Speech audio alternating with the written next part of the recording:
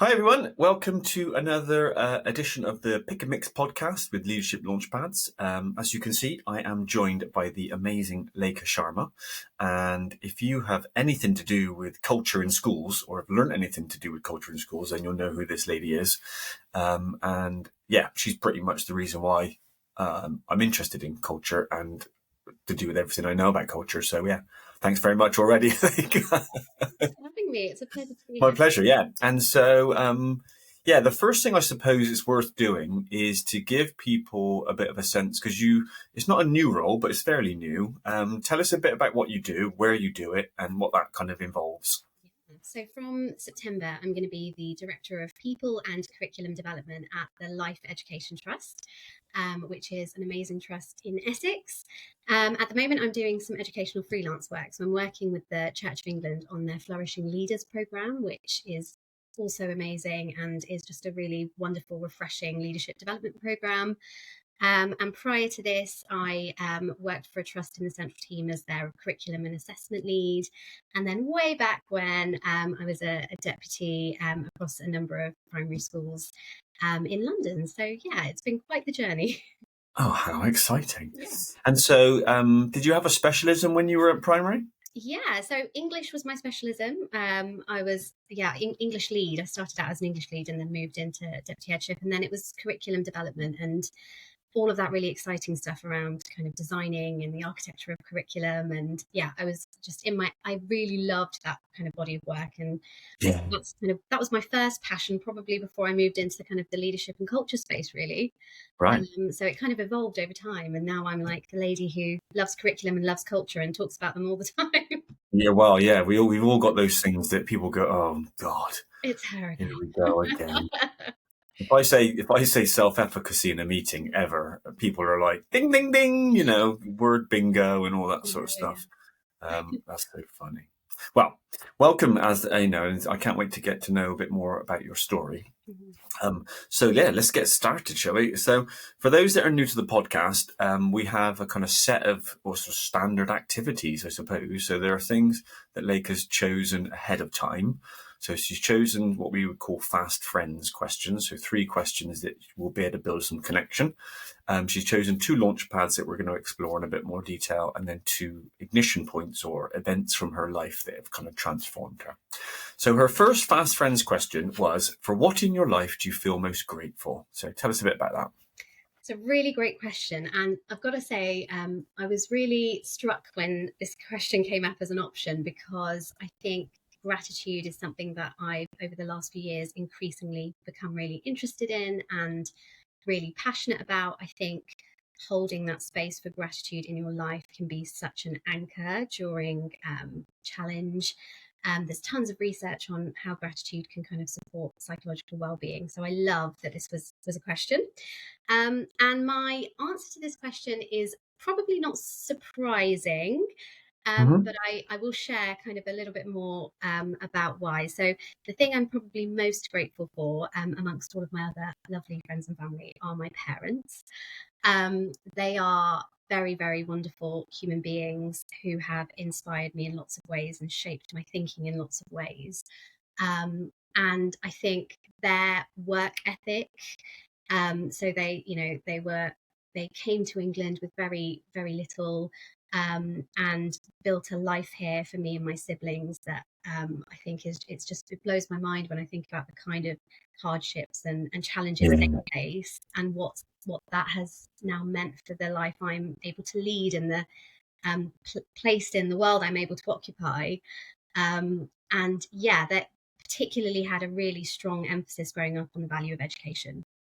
Right. It's something both my parents were really, really, they were really passionate about us having a really strong sense of educational value and us working really, really hard and trying to, be the best versions of ourselves and education really being a catalyst for that. So it's something that I'm really grateful for their input and them instilling that value in me because I think it's not only kind of translated into the role I'm in now and the career I have, but also in lots of other ways personally, and the way I'm choosing to raise my daughter and the kind of Yeah. values I want to instill in her.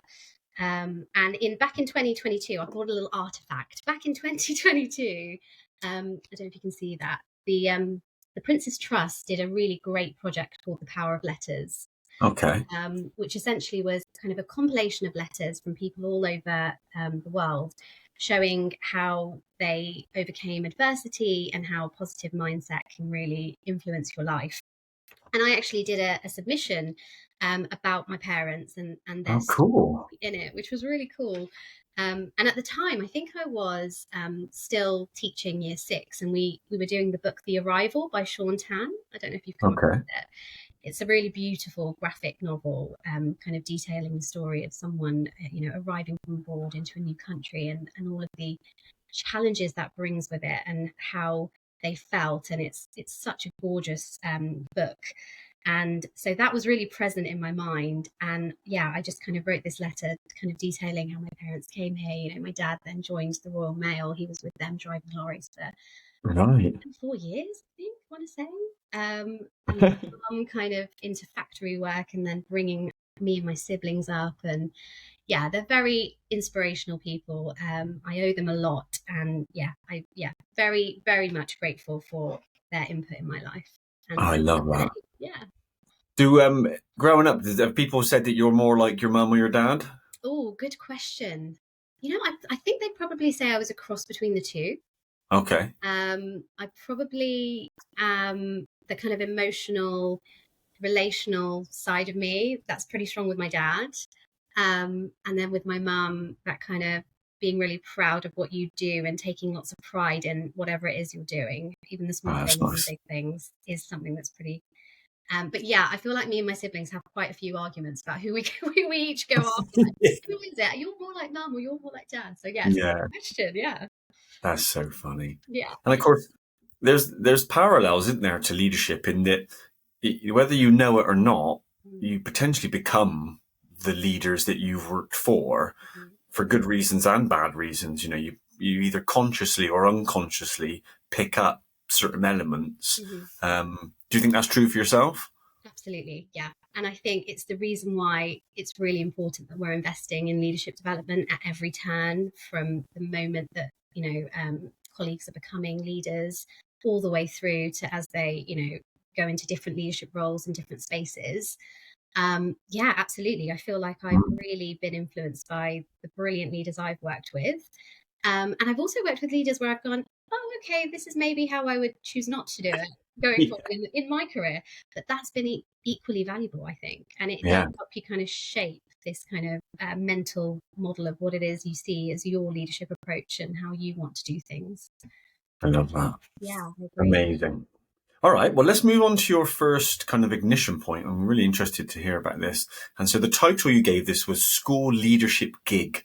Mm, So tell us a bit about what was life before, like yeah. what happened, and then how did it transform you? Yeah, so this is a very important school leadership gig and felt like quite an important ignition point in my career and my journey. So I became the deputy head leading on quality of education in a school in East Croydon. Really quite challenging circumstances. And when we arrived, I think it was fair to say it was myself and some other colleagues from another school, and we moved into another school within the group. And it was fair to say there really was a lack of any sort of kind of curriculum framework. Okay. And so it was a real kind of from scratch gig. And there was this piece around culture. And I think it was probably one of the things that has inspired the work, both for curriculum to classroom and building culture, because there was a real body of work around resetting culture and instilling relational trust with colleagues, and really coming together and talking about what this could be and what this would look like. So there was all of this really exciting implementation stuff, but it was fairly earlier on in my career. So I was kind of getting to know what implementation what is good implementation? What does it look like to bring in a new curriculum framework, or bring in Yeah. a new assessment framework, or whatever it might be. So it was a real steep learning curve. And there were bits where things went really well, and it was like, yes, this is a real win. And there were other times where it's like, oh, I'm never going to do this again. I've got to do it differently next time. So it was a real, I think, it was a kind of a marker, I would say, in my career where I went, okay, there's some things here that are really standing out as being quite important when it comes to getting quality of education right, but also getting sustainability and longevity in that work over time. Yeah. And how do we engineer our school improvement initiatives and our implementation over time to really get that right, and also at the same time do that in a way that brings people together around that work. um, so yeah, a lot of inspiration for the books. And actually after that gig, I wrote Curriculum to Classroom, which is essentially the story of how how we developed and established that curriculum framework and implemented it, and is really a hats off to the teamwork that went into that, and how things went right and things went terribly wrong and what we learned. Yeah. And yeah, so that's a, I would say, a really important ignition point in my career, and taught me a lot about leadership and how we can get the best out of the people that we lead. Yeah, that's great, isn't it? And Mm. so, yeah, can you see the kind of the results of that in new projects? So there are things that, you'll probably always do now because of what you learned back then? Yeah. I think it's that notion of kind of adaptive expertise, isn't it? Like coming up with this model of how to do things, and then coming up with unfamiliar context now, in my work, and then thinking, oh, how do I need to reshape what I thought I knew, Yeah. in this context to make it really bespoke to the kind of constraints and opportunities that we have in this work. And I think I'm constantly doing that from, Yeah. every kind of role I'm going into, and every school improvement kind of initiative I'm working on. I'm constantly thinking, what are the things that I've distilled from my experiences that can really support this work and that we can leverage here? And what are the things that I need to be really, really careful of, and that I need to keep in my mind and make sure that those aren't falling into my blind spots? Yeah. Yeah, it's That's really interesting, isn't it? Because I think something that you probably do now, but it links back to, I guess, with your story with your parents, is that I wonder how conscious we are. I mean, there's a full stop there. How conscious are we mm, just on a day-to-day basis of the things that are happening around us and the impact and all those things? I mean, I'm not a big journaler. I know some people are, and I wish I was more of that, because whenever I sit down and think about what I've learned from something, yeah, I see a massive change in the next time I do it. And I don't know why I haven't learned that lesson yet about just constantly reflecting. yeah. Um, It is and one really of the things, yeah, I mean, one of the things that springs to mind, because for me, there's that weird thing of once you do reflect and you get a bit of insight, mm, it's usually quite common sense. And yes. you think, how did I not? I mean, the one that springs to mind at the moment is I'm doing lots of work with academies in my trust on developing teaching and learning frameworks. Mhm, And I'm going into it very consciously, as in I am reflecting really deeply on the process, mhm, because what I'm learning is that it's more about the process than the product, mm, as in we've got 35 schools. So I've got lots of teaching and learning frameworks that if a new academy came to me and said, we need a framework or we want a new one, I could just give them one. yeah, But my reflections have been that it's so much more about the process. mhm, And of course, that's different to how I used to act yeah, 10 years ago, where I would go, I know everything. I've got yeah, something all nice and shiny. yeah, Here you go. yeah. It is, yeah, and I think it's tricky for leaders to do that reflective piece because of the nature of, and we were talking about this before as well, the nature of the role, Mm, and how fast paced everything is, and how time poor leaders can be. So I think carving out that time and space for that reflective piece, but also having the right voices around you yeah. to kind of support your sense making is really powerful. And yeah, I hear what I think as you progress through your career, you're able to kind of go at a slightly slower pace. Yeah. And I feel that way too. Whereas earlier on in my career, it was kind of like, oh, I'm going to do this and I'm going to get it done, and it's going to be done, and yay, it's done. Whereas now I kind of feel, slow and measured is a good approach. Yeah, definitely. Brilliant. Okay. Well, I guess, as we go through, usually what we try to do is pull out a little bit, reflections for leaders, calls to action. So I suppose the stuff that's coming from there is, a bit about what are you grateful for, the people around you, how conscious are you of your own decision making, and the benefits of kind of recording that. All right. Well, let's get on to your first launch pad, which excitedly is about communication. And so I'm just going to share the screen so people can see the thing. And as usual, what I'll do is I'll just talk through what I was thinking when I made it, and then we'll ask you why it kind of specifically resonated with you.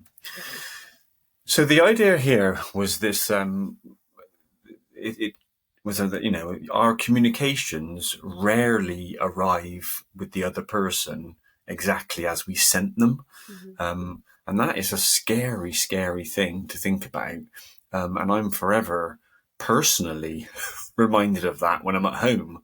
And I'm a bit like, hang on a minute, I thought I was pretty clear with what I said. And my kids don't seem to be clear. And my wife's not particularly clear. And so I started thinking about this idea that, effective communication is obviously key to any organizational success or team success. But there's loads of things that can affect a message on the way from the sender to the receiver. And we should probably recognize that, but also think about, can we do things to improve the accuracy? So I started kicking around this idea that, different people have different roles. So if you're the person sending the message, you have a role of something called an encoder. So you are taking information and, getting it ready to send. You're then obviously sending it, which then puts the other person in the situation of kind of decoder. They have to interpret what they've decoded. And then a lot of times when they send it back, they then become the encoder, and then the relationship sort of switches. So there's this idea that there's different phases or stages that we go through. And of course, this is happening like, I don't know, milliseconds, and probably unconsciously.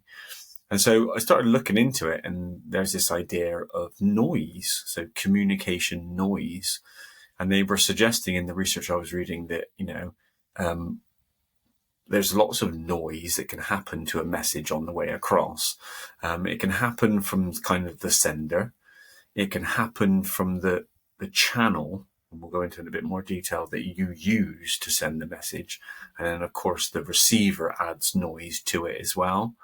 And so I started kicking it around and reading this idea that, when we send a message, we can add noise to it by kind of adding our own personal biases. So we may be, I guess, subtly persuading people in the messages that we send, whether we like it or not. This idea of being vague, I guess, if we're not giving people all that they need, then we're adding some noise to it. Ambiguous language, and in my view, in my situation now, I have started using, I'm conscious of this, quite a lot of jargon. And that's fine if you're communicating with someone who works in the same field or moves in the same circles or, understands the same jargon. But if you're doing that unconsciously, that's a problem. Obviously, a lot of times we add emotions to the way we speak, and our body language also sort of says something. And then again, a link to the jargon thing, this idea that if you are assuming somebody else will understand it, then it may be that your message is not complete enough. So I was kicking that around in that, as a sender of a message, we might be the person who's causing the issue. I looked into this idea of channel, and they mostly talk about kind of this difference between synchronous channels, so speaking face to face or on the phone or video conferencing, and then asynchronous, so things that happen not live, so emails, text messages. And actually, different channels or different modes of communication seem to add more or less noise. I think we're all on the same page around the fact that talking to someone is completely different than sending them an email. We've probably all sent emails that were not interpreted in the way that we wanted them to. Mm-hmm. And of course, you're lucky if somebody calls you out on it and says, that email you sent, because then you get a chance to, Yes, you yeah, know, say, but if they don't call you out on it, who knows? They go away thinking. And then, of course, the receiver adds some noise as well. So, as receivers of information, if we're not listening properly, then we run the risk of not interpreting or decoding properly. mm-hmm. If we don't, look at someone's body language, even if it is subtle, then we might not pick up on cues that they're trying to send. We've got our own biases, again, we have limited prior knowledge. If it's a difficult message, sometimes we don't want to process it. Mm-hmm. We just want to ignore it. And so that has a damage. And then, of course, if we're not allowing the sender to get through their full kind of message, then we're probably missing out on some key information. So, yeah, I was fascinated by this idea of noise. And of course, it drove some personal reflection around, oh, God, how much noise do I add to the messages I write? But why did it resonate with you? I think it's exactly what you've said there. It's actually quite scary how our message, with all the good intention and will in the world, can land in such a vastly different way to the receiver or the decoder, as you've put it here. And I think the more I reflect on implementation and the more I reflect on school improvement, the more I think communication is something that is just so critical to things going and moving in the right direction. And yet something that we perhaps as leaders don't get, adequate training and professional development around, because it's kind of almost assumed that when you become a leader, you've kind of got a badge that says excellent communicator, and actually that's not the case, right? So it's exactly what you said there, and I love the diagram you just shared, because I think it's just a really powerful way for us to consider ourselves and the person on the other end of our message. And there's that picture, and I use it quite frequently in my training, of two people on either end of the number 6. And for one person, it's a 6, and the other person, it's a 9. Oh, yeah, I love that. And it's like, yeah, that absolutely happens all the time. Yeah. So for me, communication is so critical to everything that we do in our schools. And I think there's areas that as leaders, we there are questions we can ask ourselves quite frequently, like, how did this message land? Or how do I know how this message landed? And what avenues am I using to find out, truthfully how it landed? Because, we're all, people, and we're nice people, we're in schools and we're educators, and we are, we want to be lovely to each other. And therefore it makes it really hard sometimes to express. And you absolutely hit the nail on the head when you said you're lucky if someone comes to you and says, actually, your email, didn't make any sense, or actually that's a bit different to what we spoke about, which kind of comes back to my thinking around culture and having those really strong cultures where it does feel safe to have those conversations and to be able to say to one another, regardless of role or hierarchy, actually that didn't land right with me, or that didn't sit right with me. Can we have a conversation about that, or can we get some clarification around that? And Fernando Flores does some brilliant work around this in his work around different conversations that we have. Are they conversations for clarification? Are they conversations for orientation? Are they conversations for possibilities? And I think if we think about the conversations we have in a school day and what category they kind of fall under, it's quite fascinating. A lot of them might be conversations for clarification, and then that can give us a sense of, oh, hold on. If I'm having a large proportion of my conversations are about clarifying, then what do I need to reflect on in terms of my message? If I'm having more conversations about possibilities, that's telling me something, that's indicative of a particular culture, that's signaling safety. And it's not necessarily that one is good and one is bad, but I think it's just a useful reflection tool to just say, what kind of conversations am I having? Yeah, I'd love that. That would be a fascinating kind of just diary to keep for a week, wouldn't it? Just to log. And that's, again, a nice kind of call to action for leaders to reflect on what types of conversations are you having, and then to think about what noise you're adding and what the channel might be adding. Hmm. Um, yeah, Absolutely. brilliant. And it goes the other Okay. way, it goes the other way also around, you said around kind of that assuming prior knowledge and the kind of Yeah, passive knowledge that comes with being in the game for a while. yeah, yeah. I think that's equally something we need to be considering, and the kind of jargon that you mentioned, these are all things that I just think absolutely we need to be thinking about. Um, Mm. because quite often I use the analogy of catchphrase. You've got one or two tiles and you're sharing it with your staff and saying, okay, this is where we're going, this is why we're doing it, and Oh, they're God. not seeing the big picture, whereas you've No, got all of this other knowledge and insight and wider strategic view that's not quite being shared. So I think yeah, open kind of lines of communication are just so crucial to getting things moving in the direction we want to move in together. brilliant. Okay. So we're going to move on to your second fast friends question, Hmm. which is linked to friendship because you chose what do you value most in a friendship? Tell us about Yeah, so actually, it's kind of linked to the conversation we were just having. So, something that's really, really important to me when it comes to my friends is that they feel entirely comfortable with, I guess, shining a light on my blind spots. that. Yeah. So, whether it's personal or whether it's professional, whether I'm talking about what's going on in my life or I'm talking about what's going on at work, it's something that's really, really important to me. I would rather be in the know and slightly mortified that I've forgotten to do this or I communicated in a certain way Yeah.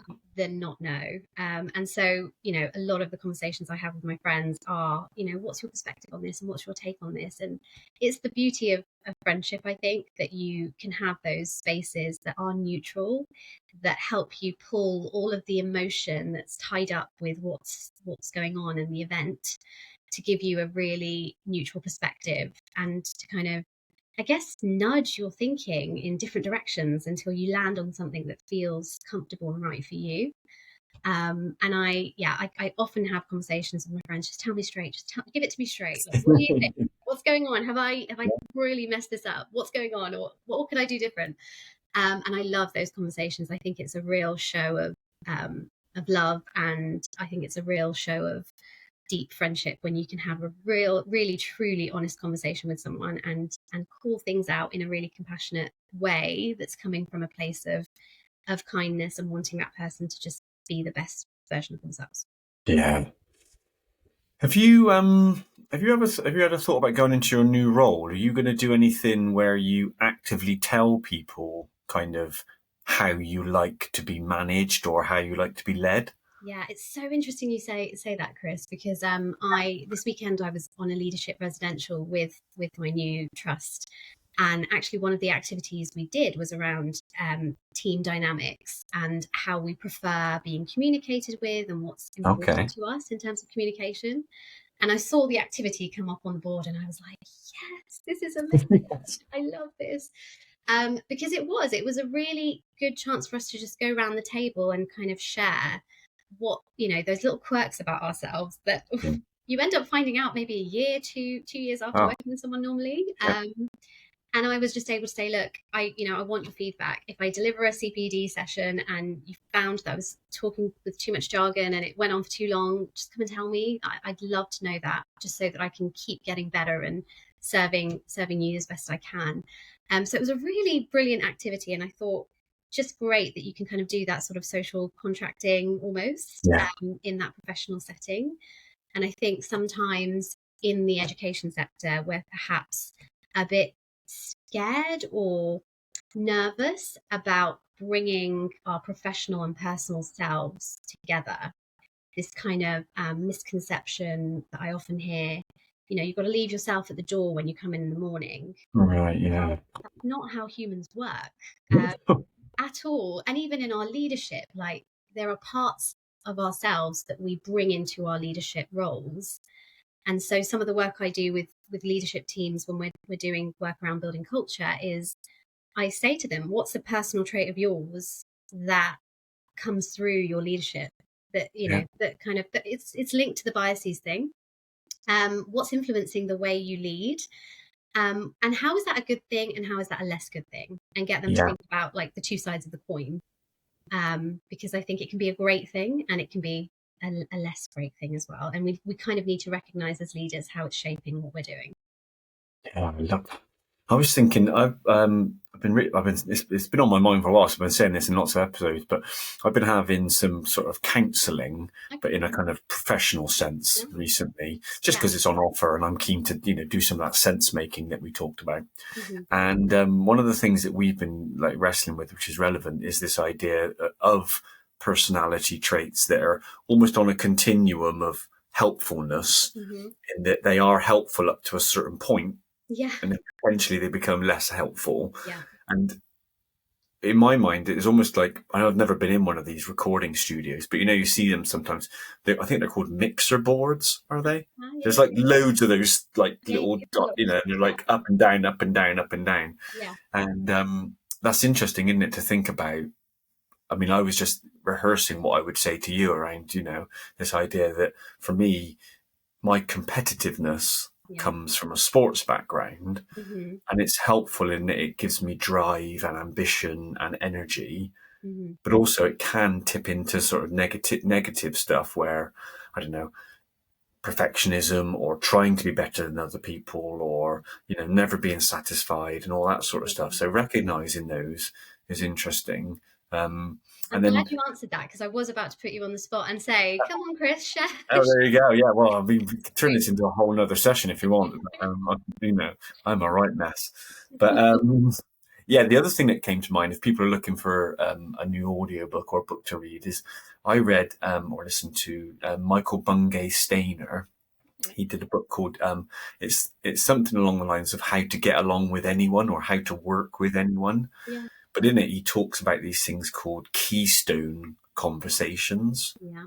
So he suggests that, if you're joining a new team or someone's joining your team, this idea of an initial conversation, which is a bit like contracting, where you're able to get to know how to get the best out of each other, can literally set the tone for all the other, And I think you mentioned it.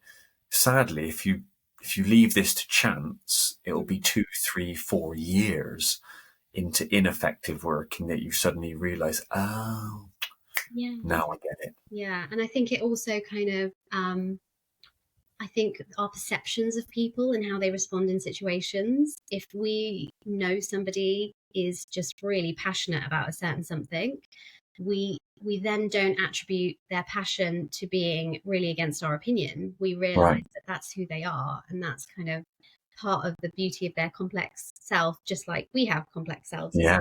And there's lots of different things. So I think it also just adds that layer of, again, coming back to communication, reducing the noise, because you are aware of someone's dispositions, or what they're really passionate about, or what means something to them, how they want to be communicated to. So I think it's really important work. Yeah, brilliant. Okay, let's jump into your second ignition point, which you've again put down as A levels. So tell us a bit about what happened. Yeah, so I was doing my AS levels, hoping to go to university to study psychology, which I did end up doing. And it was AS level results day. And I got a set of results and I was gutted with them. I didn't do as well as I had thought I would do. It wasn't putting me on track to where I wanted to go. And I was pretty distraught. I just remember thinking, oh, I've let everyone down. And I mentioned earlier this kind of emphasis on education within my family. So I kind of really beating myself up. I've let my parents down, I've let my family, I've let myself down. I'm not going to be able to do this and that and the other.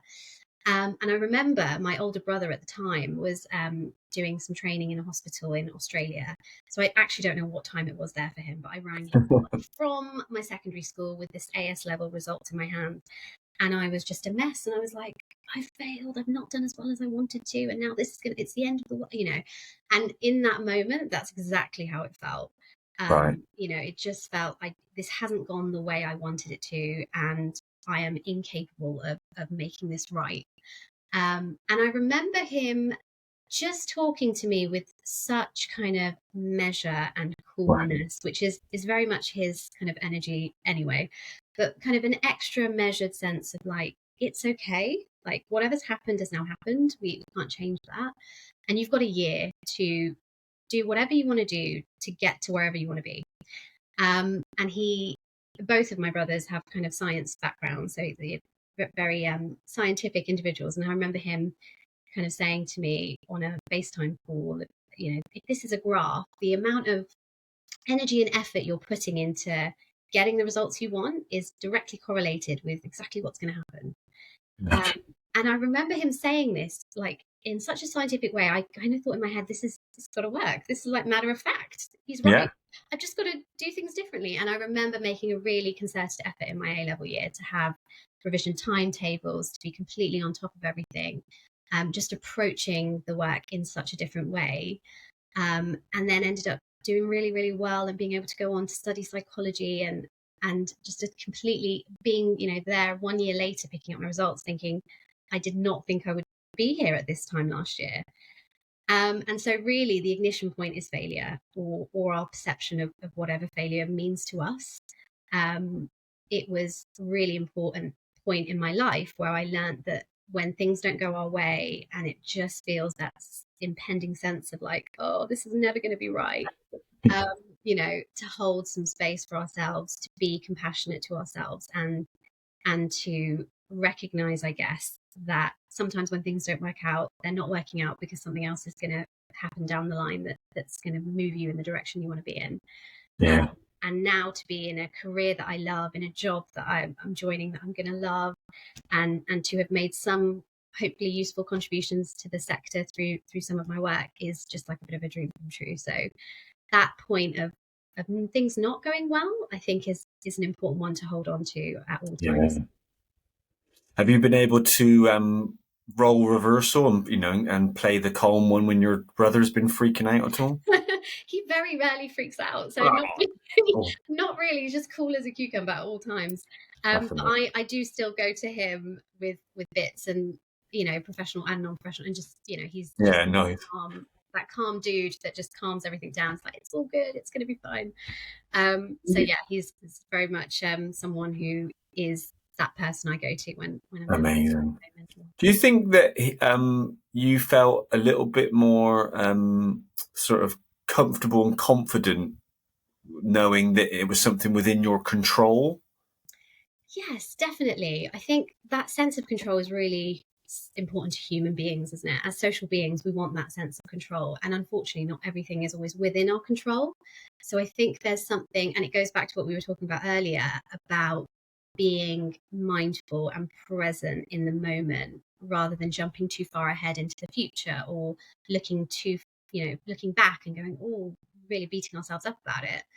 I think there's really something about kind of sitting in the moment and I think it's important to maintain that sense of being in the present. Yeah. Well, and we mentioned offline that, so my kind of doctoral study in self-efficacy to do with confidence in leaders was, when I started looking through it, there's definitely a connection between confidence or self-efficacy and this idea of kind of an internal locus of control. If you get a sense that, your actions are within your control, you get, a bump in your confidence. And another bit, which is on the tail end, is, if you're able to reflect and process after, a failure, and you're able to attribute some of that to more controllable things like effort and resilience and even knowledge to a certain extent, because that is kind of in our control, it gives you a bit of a buffer around, okay, it's something I can do something about. I think it just makes me reflect, I guess, on the educational experience we have in the classroom, and how are we preparing our pupils and our students with that sense, of self-efficacy. I think it's pretty crucial. I felt like I learned it maybe slightly too late. I don't know. Yeah. Would have come in handy at that point. Oh, absolutely. Okay, brilliant. Right, well, let's get stuck into your second launch pad, which is potentially linked to what you were talking about earlier in terms of psychological safety and stuff. So this next one is called Leaping Through Challenging Conversations. And this came about, it must be about 7 years ago. now where I was in my first assistant principal role, and it was in a school, strangely, well, it's not strange, but the reception was at the bottom of a set of stairs which led from the SLT kind of area. Okay. So regularly, if you were, you would walk through the reception on your way to a meeting or on the way to teaching. And so, every now and again you would walk through and then be kind of, forced into a situation where you didn't want to be, a challenging conversation. Maybe a parent's come in and all those sorts of things, or they're having a challenging conversation with someone on reception, and chit chat. And I kind of noticed that sometimes I was good at those conversations and sometimes I wasn't. Sometimes I'd get it right and sometimes I'd get it wrong. And that frustrated me a little bit because I felt like I was making it up every time. And I think at the time I was obsessed with systems and processes and habits. And I started thinking about whether I could create a habit for myself that helped me deal with those challenging conversations more sort of consistently, I suppose. Now, there's all kinds of these things on the internet, but I sort of tripped over this acronym called LEAP. And the end of the story is that it served me so well that I never went looking for another one. So I guess that's the answer. There's loads of these out there. This is one example, I suppose. But anyway, so I started kind of leaning into it, and it became almost like, a mantra going on in my head whilst somebody was shouting at me or ranting and raving. I was sort of like, just leap, and I'd have like behind, that sort of thing. And so we'll unpack it a little bit and then we can talk about it. So the first one, it's not rocket science, is this idea of listen. And for me, that's a big thing and something I need to do better because I like to talk and I like to fix things as quickly as possible. And so for me, I have to constantly tell myself, listen. And then even when they pause to take a breath or just to, I don't know, a natural pause, I have to remind myself, this is not your signal to jump in yet. Just take a pause, listen. So the empathize is the next step. And there's something that I've learned, I suppose, over time, not in a formal way, but informally, that people really need to feel kind of heard or understood before they can regulate themselves. They're almost dysregulated until the point where the listener does something which makes them go, oh, right, okay, you do get me, And certainly in that situation where, you've got an unhappy parent, they want to feel heard and they want to be understood. And so that was really interesting to me, this idea of, saying something or doing something that shows you get where they're coming from. The next one is probably one of the, the key ones, this idea of asking. I think prior to this, there will be times when I would ask lots of questions, and then there's times when I would just take whatever the person's saying to me as the truth, and then go off trying to solve that. And I think I learned over time that what someone presents as the problem or the issue is often not the end of the story or even the real problem. And so learning to say, okay, well, tell me more about it. Let's get some details. And that, I think, is an act of empathy itself. People start to feel heard because you are trying to understand them. I mean, Stephen Covey talks a lot about that idea of, seek first to understand before being understood. I haven't changed this, but over time, some people have challenged me on that. How can I help? Because I suppose you can get yourself into a situation where you are suggesting you will do anything, and then they can hold you to account. So be wary about that, I suppose. And then the last one is problem solving, which again has got some, warnings attached to it, because most people probably in a difficult conversation have got some idea of what they want out of it or how they think it should be fixed. And so you want to acknowledge that and listen to it. But of course, you've got to be careful not to overpromise that sort of thing. And then I found this really interesting bit at the end, this idea that almost collaboratively problem solving then and getting some sort of verbal or even kind of written agreement on what the next steps are. Mm-hmm. So I started playing around with that, and it worked really well for the unplanned ones. This idea of just walking through a difficult situation and having to kind of jump in and not being all there in my head because it's completely unplanned. Mm-hmm. But then I started thinking, I wonder if I could apply this to sort of the challenging conversations I have to have in line management or those sorts of things. And so then I started thinking, what additional stuff could you think about if you're going to have a planned uncomfortable conversation? Mm-hmm. And for me, it's something about preparation and evidence. Mm-hmm. Being able to say, look, I think this is a problem and this is why. Yeah. It just takes some of the human elements out of it, which can, I guess, add noise, to go back to what we were talking earlier. And then, of course, the unplanned stuff. Mm-hmm. And I think I mentioned in here this, for me, the listening and the ask portions of it are really, really important in that unplanned situation. Mm-hmm. Because, as I said before, if you don't get to the real problem, you're potentially solving the wrong problem. So anyway, why did it resonate with you? Again, I think that challenging conversations are both inevitable and necessary for kind of anything we're doing in our schools around kind of school improvement. I think that sometimes we avoid, I certainly was guilty of avoiding difficult conversations earlier in my career. And I think a lot of that, when I look back, was tied up in not having the sufficient tools to be able to go into a conversation feeling confident.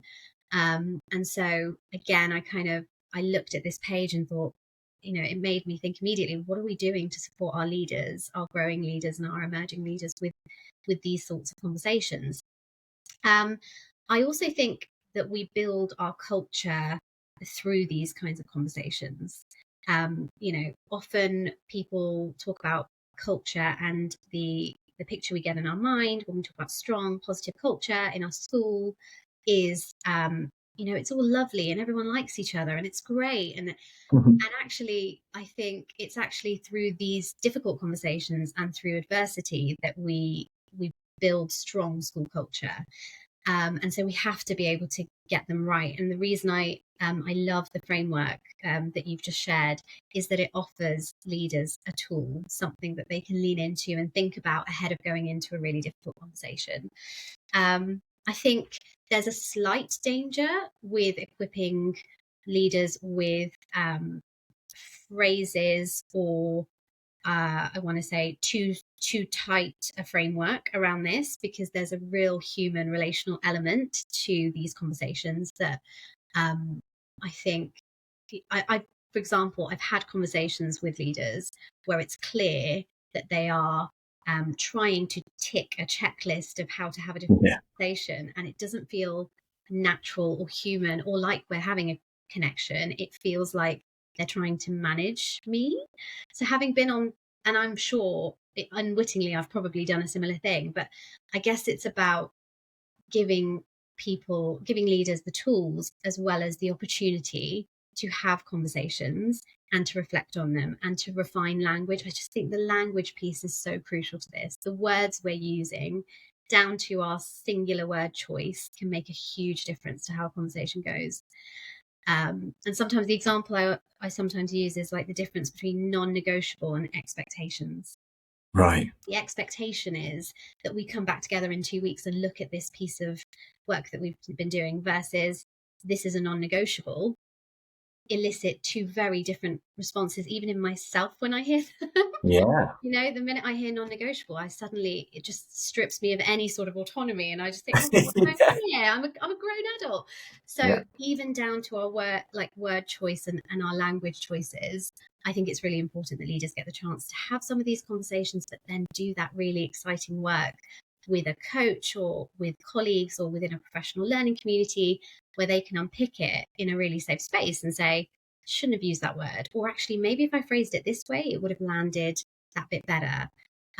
Or better still, getting direct feedback from those they give feedback to or have difficult conversations with, through through tools like, I don't know if you had the Leadership 360, you'll be aware of that kind of thing. I think is so powerful because it just it gives you that sense of this is my perception of how I'm having conversations, and this is how it's landing for the other. So yeah, this one really resonated with me. And again, I think the framework is a brilliant starting point for leaders to look at and go, actually, am I doing this? And how am I doing this? And what language am I using when I'm saying, can you tell me more? And where am Yeah. I getting my sources of information from? And how do I know that they are robust sources of information? So there's Yeah, just that's loads of great. opportunity and possibility with this framework. So I love it. Yeah, it's great stuff. I mean, there's so much stuff in there, to unpack for leaders. The first one, you talked about this idea of culture, because I can remember, and actually, it still does give me. If I was wearing a heart rate monitor, when people say, "I'd like to challenge you on that, Chris," I Yeah. generally think, even now, after I don't know 10,000 challenging conversations, my heart rate does go up a little bit. Yeah. You know, but creating a culture where that is more normal, Mm-hmm. that people challenge each other, I Mm-hmm. think, well, it prepares people for those, and you get, you know, I was talking to someone recently, doing some executive coaching with them, and they said, "Oh, I don't like challenging conversations," Mm-hmm. and I said, "I'm not sure you're supposed to like them." you know, I don't think that's the goal. I think you get more comfortable Yeah. in them, Mm-hmm. and that was a revelation for her, and that's an interesting word choice there. But Yeah. the other thing I think you said, which is really powerful, is that whether we like it or not, a lot of us have got connections emotionally with certain words Mm-hmm. because of past experiences. And there are some words that get on everyone's nerves straight away, and then there are some that are particular triggers.